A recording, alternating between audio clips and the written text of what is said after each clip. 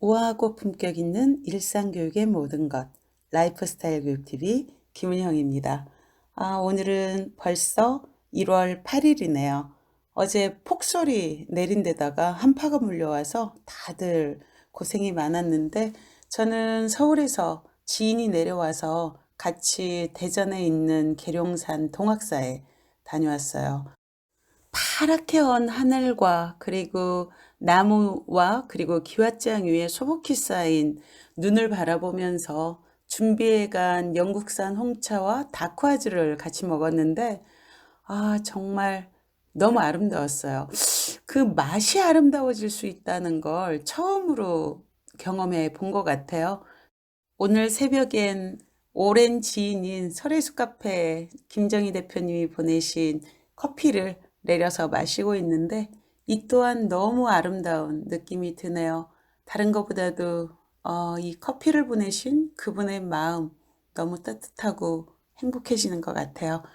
꽁꽁언 한파의 새벽 여러분들에게도 이 따뜻함을 같이 나눠드립니다.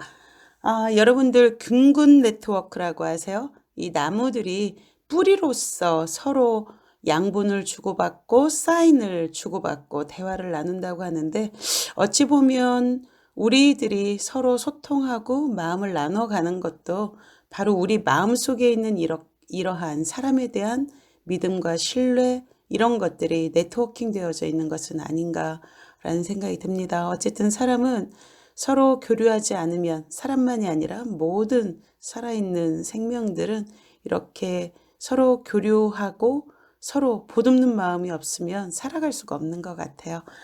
자, 우리 어제 에리 프롬의 자유로부터의 도피 같이 읽어드렸는데 오늘도 같이 이어서 자동인형적 수능 부분을 읽어보도록 하겠습니다. 어제 책 읽고 지인들과 에리 프롬 이야기 하루 종일 정말 많이 나눈 것 같아요. 자, 그러면 에리 프롬의 자유로부터의 도피 5장 도피의 메커니즘의 세 번째 장 자동인형적 수능 부분 읽어보도록 하겠습니다.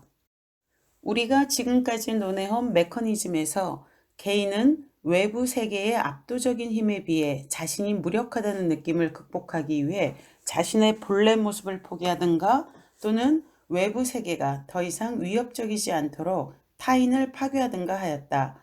또 다른 도피의 메커니즘으로는 외부 세계가 자신을 위협하지 못하도록 세계에서 완전히 물러나는 방법, 일부 정신병적 상태에서 관찰할 수 있는 세계에서 완전히 물러나는 방법과 자신을 심리적으로 확대해서 외부 세계를 상대적으로 축소하는 방법이 있다. 이런 도피의 메커니즘은 개인의 심리에는 중요하지만 문화적으로는 사소한 관련성만 가질 뿐이다. 따라서 여기서는 그 문제를 더 이상 논하지 않고 사회적으로 가장 중요한 의미를 지닌 또 하나의 메커니즘으로 넘어가겠다. 이 유별난 메커니즘은 근대 사회에서 정상인 대다수가 발견하는 해결책이다. 간단히 말하면 개인은 자기 자신이기를 그만둔다. 그리고 문화적 유형이 그에게 제시한 성격을 그대로 수용한다. 따라서 그는 모든 타인과 똑같아지고 타인들이 그에게 기대하는 모습과 똑같아진다. 나와 외부 세계의 차이는 사라지고 그와 더불어 외로움과 무력함을 두려워하는 의식도 사라진다. 이 메커니즘은 일부 동물에게서 볼 수 있는 보호색에 견줄 수 있다. 이런 동물들은 주위 환경과 너무 비슷해 보여서 거의 구별할 수가 없다. 자신의 개별적 자아를 포기하고 자동인형이 되는 사람은 주위에 있는 수백만 명의 다른 자동인형과 똑같기 때문에 더 이상 고독과 불안을 느낄 필요가 없다. 하지만 그가 치르는 대가는 비싸다. 그것은 자아의 상실이다. 여러분, 제가 막 이 부분 읽으면서 너무 소름이 돋네요. 소름이 아니라 이걸 전율이라고 해야 되겠죠? 정말 어쩜 이렇게 명철할까요? 에리 프롬. 정말 여러분, 이 보호색 부분 있잖아요. 우리 옷 입는 거 있잖아요. 다들 튀지 말아야 되니까 그냥 회색, 검정색, 흰색 입고 다니는 우리의 취향들. 절대 튀면 안 돼. 우리가 자기의 개성을 버리고 튀면 안 된다고 생각하는 것도 사실은 이 자동 인형적 성향, 바로 자신의 개별적 자아를 포기하고 다른 사람들과 똑같으면 더 이상 고독과 불안을 느낄 필요가 없고 그 무리에 속할 수 있기 때문이라는, 네. 뭔가 좀 이해가 되는 것 같아요. 정말 전율이 오네요. 우리의 이 패턴들, 그죠? 행동 패턴들. 이 에리 프롬이 서문에서 사회심리학을 공부해야 된다라는 주장을 하셨는데, 그 이유가 너무나 쉽게 들어오는 것 같아요. 제가 이해한 수준에서는 계속 읽어보도록 하죠. 고독을 극복하는 정상적인 방법이 자동인형이 되는 것이라는 가정은 우리 문화 속에 가장 널리 퍼져 있는 인간관과 상충된다. 우리들 대다수는 자기 마음대로 자유롭게 생각하고 느끼고 행동하는 개인으로 여겨진다. 확실히 이것은 근대 개인주의에 관한 일반적인 의견일 뿐만 아니라 각 개인도 자기는 자기이고 자기 생각과 느낌과 소망은 자기 것이라고 진심으로 믿는다.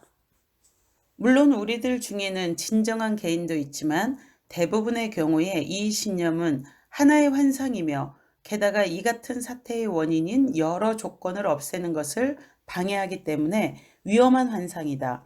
우리는 여기서 심리학의 가장 근본적인 문제 중에 하나를 다루는데 그것을 가장 빨리 시작할 수 있는 방법은 다음과 같은 일련의 질문을 던지는 것이다.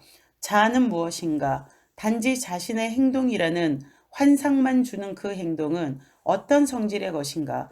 자발성이란 무엇인가? 독창적인 정신적 행동이란 무엇인가? 끝으로 이 모든 것은 자유와 어떤 관계가 있는가? 이 제5장에서 우리는 어떻게 외부에서 개인의 감정과 생각들을 유발할 수 있는지, 그럼에도 그것을 주관적으로는 개인 자신의 독자적인 감정과 생각으로 경험할 수 있는지, 또 개인 자신의 독자적인 감정과 생각을 어떻게 억눌러서 그것이 자기 것이 되는 것을 막을 수 있는지를 해명할 작정이다. 여기서 제기된 문제들에 대해서는 자유와 민주주의를 다룬 장에서도 계속 논하기로 하겠다. 우선 나는 느낀다든가, 나는 생각한다든가, 나는 하겠다라는 말로 표현할 수 있는 경험의 의미를 분석하는 것으로 논의를 시작하자. 나는 생각한다라고 할 때 이 말은 전혀 모호하지 않은 명쾌한 진술로 생각된다. 문제가 되는 것은 내 생각이 옳은가 그른가 하는 것이고 내가 그것을 생각하는지 아닌지는 문제가 되지 않는 듯하다. 하지만 구체적인 실험을 해보면 이 문제에 대한 대답이 반드시 우리가 생각하는 것과 같지는 않다는 것을 당장 알 수 있다. 최면술 실험을 관찰해보자. 여기에 피실험자 A가 있다. 최면술사 B가 그를 최면술로 잠들게 하고는 온갖 암시를 준다. 가령 A는 잠에서 깨어난 뒤 그가 이곳으로 올 때 가지고 왔다고 생각하는 원고를 읽고 싶어질 것이고 그래서 그 원고를 찾겠지만 찾지 못할 것이고 그러면 C라는 사람이 훔쳐갔다고 생각할 것이고 그래서 C에게 몹시 화를 낼 것이라는 암시를 주었다고 하자. 그리고 A는 이 모든 암시가 최면술로 잠든 사이에 주입되었다는 것을 잊어버릴 것이라는 말을 듣는다. 여기에 덧붙여야 할 것은 A는 C에게 어떤 분노도 느껴본 적이 없고 A는 C에게 분노를 느낄 하등의 이유도 없으며 게다가 A는 어떤 원고도 가져온 적이 없다는 사실이다. 그런데 어떤 일이 벌어질까? A는 잠에서 깨어나 어떤 화제에 대해 잠깐 대화를 나눈 뒤 이렇게 말한다. 아참, 이야기를 듣다 보니까 내가 원고에 쓴 글이 생각나는군. 그걸 읽어주지. 그러고는 주위를 둘러보지만 원고가 보이지 않자 C를 돌아보며 당신이 원고를 가져간 게 아니냐는 투의 말을 한다. C가 부인하자 A는 결국 분노를 폭발시켜 C가 원고를 훔쳤다고 노골적으로 비난한다. 여기서 그치지 않고 C가 도둑이라는 주장에다 그럴듯한 이유까지 제시한다. C가 그 원고를 몹시 탐냈다느니 원고를 가져갈 절호의 기회가 있었다느니 하는 말을 다른 사람에게 들었다고 말한다. 그는 단순히 C를 비난할 뿐만 아니라 그 비난이 그럴듯하게 들리도록 수많은 합리화까지 만들어낸다. 물론 이것은 모두 진실이 아니며 A는 이제까지 한 번도 그런 생각을 해본 적도 없었을 것이다. 바로 이때 또 한 사람이 방에 들어왔다고 하자 그는 A가 자신의 생각과 느낌을 털어놓는다는 것을 조금도 의심하지 않을 것이다. 다만 그의 생각에 문제가 되는 것은 A의 비난이 옳으냐 그르냐, 즉 A가 생각하는 내용이 실제 사실과 일치하는가의 여부일 뿐이다. 하지만 모든 과정을 처음부터 목격한 우리는 그 비난이 사실인지 아닌지를 굳이 따질 것도 없다. 그것은 문제가 되지 않는다는 것을 우리는 이미 알고 있다. 지금 A가 느끼고 생각하는 것은 그 자신의 생각과 느낌이 아니라 타인에 의해 그의 머릿속에 심어진 이질적인 요소라는 것을 알고 있기 때문이다.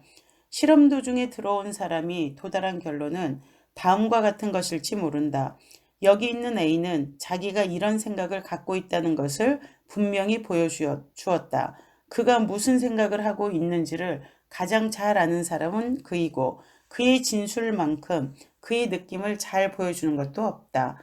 그런데 저기 있는 다른 사람들은 그의 생각이 그에게 덧붙여진 것이고 외부에서 주입된 이질적인 요소라고 말한다. 공정하게 말하자면 나는 누가 옳은지 판단할 수가 없다. 누구든 잘못할 수 있다. 하지만 2대 1이니까 다수 쪽이 옳을 가능성이 더 많을 것이다. 하지만 실험 과정을 모두 목격한 우리로서는 의심할 여지도 없는 사실이다. 또한 새로 들어온 사람도 다른 최면술 실험을 본다면 의심하지 않을 것이다. 그때 그는 이런 유형의 실험이 다양한 사람과 다양한 내용으로 수없이 되풀이될 수 있다는 것을 알게 될 것이다. 최면술사는 날감자가 맛있는 파인애플이라고 암시할 수 있다. 그러면 피실험자는 파인애플을 먹는 것처럼 맛있게 날감자를 먹을 것이다. 또한 피실험자에게 아무것도 볼 수 없을 거라는 암시를 주면 그는 정말로 눈이 멀 것이다. 피실험자에게 지구는 둥글지 않고 평평하다는 암시를 주면 그는 지구가 평평하다고 우길 것이다. 최면술, 특히 암시가 최면 후의 효과를 나타내는 최면술 실험에서는 무엇이 증명될 것인가? 우리는 생각과 감정과 소망, 그리고 관능적 감각까지도 우리가 우리 자신의 것이라고 주관적으로 느끼는 대로 가질 수 있다는 것. 하지만 우리가 경험하는 생각과 느낌들은 외부로부터 우리에게 주입된 것이고 근본적으로는 이질적인 것이며 우리의 생각과 느낌이 아닐 수도 있다는 것이다. 너무 중요한 부분이죠. 우리가 앞에서 예로 든 그 특정한 최면술 실험은 무엇을 보여주는가? 피실험자는 무언가를 하려고 한다. 즉 원고를 읽고 싶어 한다. 2. 피실험자는 무언가를 생각한다. 즉 C가 원고를 가져갔다고 생각한다. 3. 피실험자는 무언가를 느낀다. 즉 C에 대해 분노를 느낀다. 우리는 이 세 가지 정신적 행위, 그의 의지, 그의 생각, 그의 감정이 그 자신의 정신활동에 따른 결과가 아니라는 것, 그것은 그의 내면에서 생겨난 것이 아니라 외부에서 주입되었다는 것, 그런데 주관적으로만 자신의 것처럼 느낄 뿐이라는 것을 알았다. 우리가 생각하는 생각, 의지, 감정 이런 것들이 결국 나의 것이 아니라 외부에서 주입되었다는 이 LA 프롬 이야기가 여러분들 리사 펠드먼 베럿이라는 작가가 감정은 어떻게 만들어지는가라는 책을 냈는데 여기에서 감정은 문화마다 다르다고 이야기하고 있거든요. 그래서 독일에서는 분노에 대한 단어가 3개인데 중국에서는 5개나 있대요. 그런가 하면은 에스키모인들은 아예 분노라는 단어 자체도 없고 타이티 사람들은 아예 슬픔이란 단어가 없대요. 아예. 그렇다면은 우리가 보통 이 슬픔이나 분노 이런 것들은 인간들의 보편적인 감정이라고 이렇게 이해를 하고 있는데 그것이 정말 보편적인가에 대해서 다시 생각해 봐야 되고 지금 이 리사 펠드먼 베럿 같은 경우는 감정은 사회적인 실제다라고도 이야기를 하고 결국 이 심지어 법률까지도 이 감정에 의해서 지배를 받는다라고 이야기를 하죠. 그래서 이 우리가 생각하는 이러한 감정이나 생각들 확실성의 속박에서 벗어나자. 사실 우리가 많은 것들을 그 스스로의 감정과 감각에 기대어서 확신하고 살아가잖아요. 근데 이것이 정말 그러한가? 다시 생각해 볼 문제인데 벌써 이 에리 프롬 같은 경우는 이 80년 전에도 바로 그러한 이야기들을 하고 있는 거죠. 결국 우리의 생각은 사후 조작에 지나지 않는다는 거죠. 사회적으로 외부에서 주입된 것을 이건 내 생각이야 라고 스스로가 합리화시켜서 생각해낸다는 이야기를 하고 있습니다. 아, 정말 너무너무 전율이 오네요. 이 오래된 고전들은 다 이유가 있는 것 같아요. 이쯤에서 되게 또 부끄러운 마음이 드네요. 왜냐면 제가 책을 쓴다고 하면서 얼마나 나의 그 공부와 생각이 또 보잘것없는 것이었는가. 그리고 에리 프롬이 서문에서 나는 이러이러한 책에서 영향을 받아서 이 책을 썼습니다라고 명확하게 밝히고 계시거든요. 근데 그 이유를 이제 좀 제가 알 것 같네요. 이 에리 프롬도 자기가 이 자유로부터의 도피라는 책을 쓰는 아이디어가 그냥 나만의 것이 아니라 나 또한 또 다른 외부의 영향을 받아서 이러한 책을 썼다라는 것을 미리 이야기를 하고 있는 거죠. 그러니까 자기가 쓰고자 하는 책의 맥락을 명확하게 알고 그것을 이 지성인으로서 확실하게 밝혀놓는 그러한 것이라는 것을 알 수 있겠네요. 많은 성찰이 도래하는 새벽입니다. 오늘 새벽 책 읽기가 여러분 정말 참 행복하네요. 새벽 3시부터 책 읽기 하기를 결심하기를 참 잘했다라는 생각이 드네요. 2021년 조짐이 매우 좋아요. 왜냐하면 매일 책을 읽자. 그리고 이 북튜브로서 책을 읽어드리자라고 결심한 것이 일단은 행운이었던 것 같아요. 에리 프롬, I love him. 영어를 잘했나요? 자, 그 다음 잠깐 읽어보도록 하죠. 그는 최면술에 걸려있는 동안 그에게 주입되지 않은 수많은 생각도 표출한다. 즉, 시가 원고를 훔쳤다는 그의 주장을 설명하기 위한 합리화다. 그럼에도 불구하고 이 생각들은 형식적인 의미에서만 그의 것이다. 이 생각들은 의혹을 설명하는 것처럼 보이지만 사실은 의혹이 먼저 있었고 그것을 합리화하는 생각들은 그 의혹을 그럴듯하게 하기 위해 만들어졌을 뿐이라는 것. 그러니까 그 생각들은 참된 설명이 아니라 사후 조작, 여기 나오네요. 지나지 않는다는 것을 우리는 알고 있다. C가 원고를 훔쳤다라는 그러한 최면에 의해서 그걸 계속 조작하고 합리화하고 있다는 이야기죠. 근데 이것이 바로 우리 일반인들의 사고 패턴과 같다는 이야기를 하고 있는 것이죠. 우리가 최면술 실험으로 시작한 데에는 그럴 만한 이유가 있다. 인간은 자신의 정신적 행위가 자발적이라고 확신할지 모르지만 실제로는 어떤 특수한 상황 아래서 누군가 다른 사람의 영향을 받은 결과라는 것을 그 실험이 분명하게 보여주기 때문이다. 하지만 이와 같은 현상이 최면술 상황에서만 발견되는 것은 아니다. 우리의 생각과 느낌과 의지의 내용이 외부로부터 주입되었으며 참된 것이 아니라는 사실은 너무 흔하게 존재하기 때문에 이 거짓 행위가 규칙적이고 진실하거나 고유한 정신적 행위는 오히려 예외라는 인상을 준다. 생각에서 나타날 수 있는 허위성은 의지나 감정의 영역에서 일어나는 똑같은 현상보다 잘 알려져 있다. 따라서 진짜 생각과 가짜 생각의 차이를 논하는 것으로 이야기를 시작하는 편이 좋을 것이다. 지금 우리가 어떤 섬에 있다고 가정하자.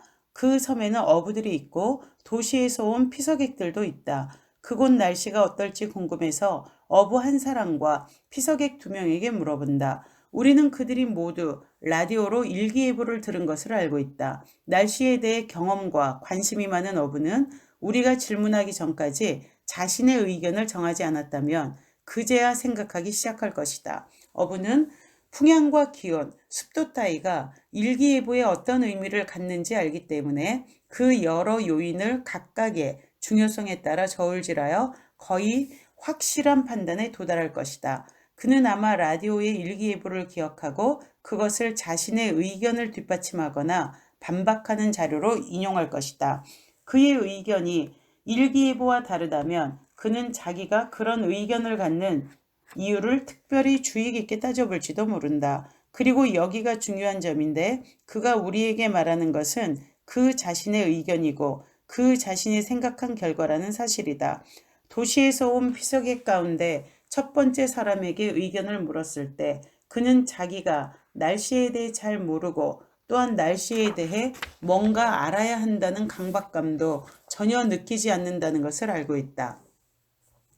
그래서 그냥 이렇게 대답한다. 나는 판단할 수 없군요. 어쨌거나 라디오에서는 이렇게 저렇게 말하더군요. 두 번째 사람은 첫 번째 사람과는 다른 유형이다. 그는 날씨에 대해 실제로는 거의 모르면서도 아주 많이 한다고 생각한다. 그는 어떤 질문에도 대답할 수 있어야 한다고 생각하는 부류의 사람이다. 그는 잠시 생각한 다음 그 자신의 의견을 말하지만 사실 그 의견은 라디오의 일기예보와 똑같다. 우리가 그 이유를 묻자 그는 풍향과 기온 따위 때문에 그런 결론에 도달했다고 대답한다.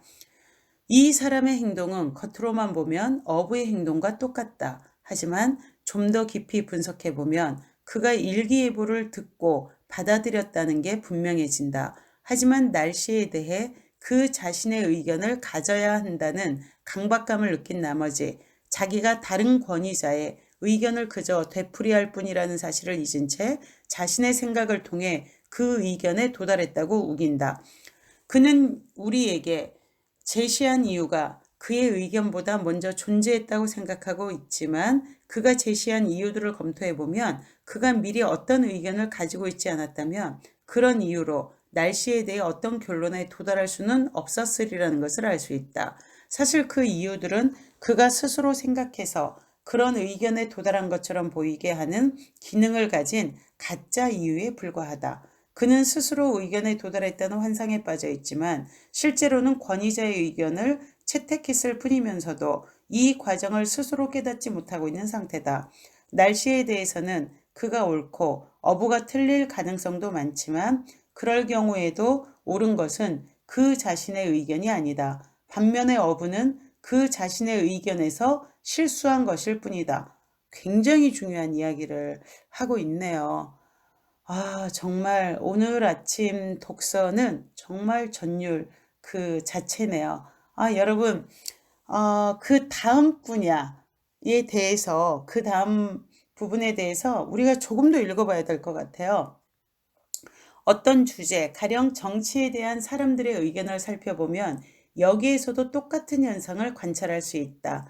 일반 신문 독자에게 어떤 정치 문제에 대한 의견을 물어보라. 그는 신문에서 읽은 것을 거의 정확하게 그 자신의 의견으로 대답할 것이다. 더욱이 이것이 가장 중요한 점이다. 자기가 말하고 있는 것이 스스로 생각한 결과라고 믿는다. 만약 그가 작은 공동체에서 살고 그 공동체에서는 정치적 의견이 아버지로부터 아들에게 대물림된다고 하면 그 자신의 의견은 엄격한 부모의 지속적인 권위에 그가 생각하는 것보다 훨씬 더 지배를 받을지 모른다. 또 다른 독자의 의견은 세상 물정이 어두운 사람으로 보일지 모른다는 두려움 때문에 잠시 당황한 결과일 수도 있다. 따라서 그의 생각은 본질적으로 위장이고 경험과 욕망과 지식이 자연스럽게 결합한 결과는 아니다. 심리적 판단에서도 같은 현상을 찾아볼 수 있다. 보통 사람은 박물관에 가서 렘브란트 같은 유명한 화가의 작품을 보면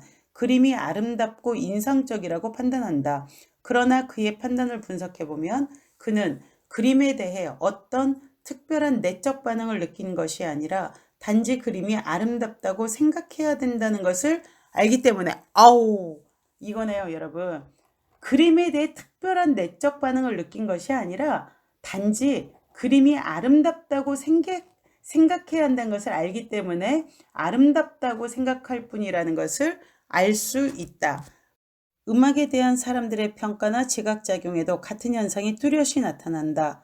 유명한 풍경을 바라볼 때에도 많은 사람들이 실제로는 그림 엽서 같은 데서 수없이 본 그림들을 떠올린다. 그들 자신은 풍경을 보고 있다고 생각하지만 그들의 눈앞에 있는 것은 실제 풍경이 아니라 그림 엽서의 그림들이다. 눈앞에서 직접 겪은 사건에서도 사람들은 그들이 예상하는 신문 기사의 관점에서 그 상황을 보거나 듣는다. 정말 소름 끼치는 사실이네요. 사실 많은 사람들에게 그들이 겪은 체험, 그들이 체험한 예술 공연이나 정치 집회는 신문에서 관련 기사를 읽은 뒤에야 비로소 현실이 된다. 비판적 사고에 대한 억압은 대개 어린 시절에 시작된다. 예를 들면 5살짜리 소녀는 어머니가 입으로는 늘 사랑과 친절을 말하면서도 실제로는 차갑고 이기적이라는 것을 날카롭게 알아차리거나 더 심하게는 어머니가 걸핏하면 자신의 높은 도덕 수준을 강조하면서도 다른 남자와 관계하고 있다는 것을 알아차림으로써 어머니의 위선을 깨달을 수 있다. 아이는 어머니의 언행에서 불일치의 모순을 느낀다. 여러분 옛날에 양철북이라는 영화 보셨죠? 거기에서 그 어린 소년 주인공이 바로 이런 것들을 느끼죠. 정의와 진실에 대한 아이의 의식은 상처를 입지만 아이는 어떤 비판도 용납하지 않는 어머니에게 의존할 수밖에 없고 아버지가 너무 허약해서 아이가 믿고 의지할 수 없다면 아이는 자신의 비판적인 눈을 억누를 수밖에 없다. 전율이 일어나네요, 진짜. 그렇게 되면 아이는 오래지 않아 어머니의 위선이나 부정을 보지 못할 것이다. 눈 뜨고 눈을 감는 거죠. 눈 뜨고 눈을 감는 거예요. 비판적 사고력을 계속 살려두는 것은 가능성도 없고 위험해 보이기 때문에 아이는 그런 능력을 잃어버리고 말 것이다. 자발적인 복종과 같은 부분이네요. 한편 아이의 마음속에는 어머니는 진실하고 정숙한 사람이고 부모의 결혼 생활을 행복하다고 믿어야 한다는 모범 답안이 깊이 새겨진다. 진실이 가려지는 거죠. 더욱이 아이는 이 생각이 마치 자신의 생각인 것처럼 기꺼이 받아들일 것이다. 제가 교육에서 이 미디어 리터러시를 비롯한 이 비평적 시각의 비판과 비평은 다른 거 아시죠? 비평적 시각의 교육이 너무나 중요하다. 특히 우리 이 AI가 중심을 이루는 새로운 사회적인 시스템 속에서는 말할 거 없이 이 가짜냐 진짜냐를 구분할 수 있는 이러한 비평적 사고, 그리고 끊임없이 질문하는 거죠. 그래서 맞아? 그래서 진짜야? 끊임없이 질문을 해보는 건데 바로 이러한 부분인 거죠. 여러분들 유태인 교육에서 하브루타 교육, 질문하는 교육이라고 이야기하죠. 사실은 질문의 질이 너무나 중요하거든요. 이거 맛있어요? 맛없어요? 이것을 교육적이라고 말할 수는 없어요. 사실 왜 맛있는지, 왜 맛이 없는지, 그리고 그것은 합당한 것인지 계속적으로 파고 들어가는 질문, 이게 정말 중요한 거거든요. 그래야지 자기가 느끼는 실제, 자기가 감각한 실제를 자기 생각과 언어로 표현할 수 있는 거죠. 제 주변에 계신 이 박사님이 생각이 나네요. 남들은 이 예술이 되게 아름답고 좋다고 느끼는데 본인은 정말 느낄 수 없다고. 그분은 사실은 진실을 이야기하고 있는 거죠. 앞부분에서도 우리가 얘기했지만 우리가 아름답다라고 보는 것을 자기가 정말 느끼는 것인지 학습된 것인지를 구분하는 능력, 이게 바로 이 에리 프롬이 말하는 바로 이러한 비평적 관점의 교육과 같은 것인 거죠. 그리고 특히 미디어가 너무나 많아졌잖아요. 이 현대 사회에서는 미디어 리터러시 교육은 정말 필수 교과목입니다. 필수 교과목. 그리고 여러분들이 집에서 아이들과 홈스쿨링을 하고 계시다면은 정말 중요한 부분이에요. 이 미디어 리터러시. 아이들과 책을 무조건 읽는 게 아니라 어떤 시각으로 비평적 시각으로 읽어내는 게 중요합니다. 여러분 책도 미디어예요. 이 TV나 컴퓨터만이 아니라 인터넷만이 아니라 그래서 이것을 어떻게 내 관점으로 읽어내는가가 더 핵심적이지 얼마나 많은 책을 읽느냐. 책의 량이 아니라 사실은 질적으로 독서는 행해져야 된다라는 생각이 듭니다. 조금 더 읽어보고 마무리하죠. 가짜 생각의 신뢰를 이렇게 몇 가지 들었지만 어느 경우에나 문제는 그 생각이 자기가 스스로 생각한 결과인지 아닌지, 즉 자신의 사고 활동이 낳은 결과냐 아니냐 하는 것이다. 생각의 내용이 옳고 그름은 문제가 되지 않는다. 여러분 오늘 뭐 해야 되는지 아시겠죠? 나는 자동인형인가 아닌가? 내가 생각하는 것이 나의 생각인가 아니면 외로부터 주입된 것인가를 스스로를 비평적 관점에서 한번 생각해보는, 그러려면 성찰을 해야겠죠. 저 자신도 제가 오토마타인지 아닌지 성찰해보는 하루가 되도록 하겠습니다. 좋아요, 구독, 그리고 여러분들 지인들의 함께 공유해 주시면 감정이 휘둘리지 않는 그러한 든든한 사람들이 더 많이 늘어나서 더 행복한 사회가 될 수 있겠죠. 자, 내일도 우리가 지금껏 몰랐던 감정에 관한 새로운 사실들을 에리 프롬을 통해서 알아서 이 우리의 삶과 그리고 또 우리가 사는 세상의 내일을 바꿀 수 있는 그러한 시간을 가져보도록 하겠습니다. 바이.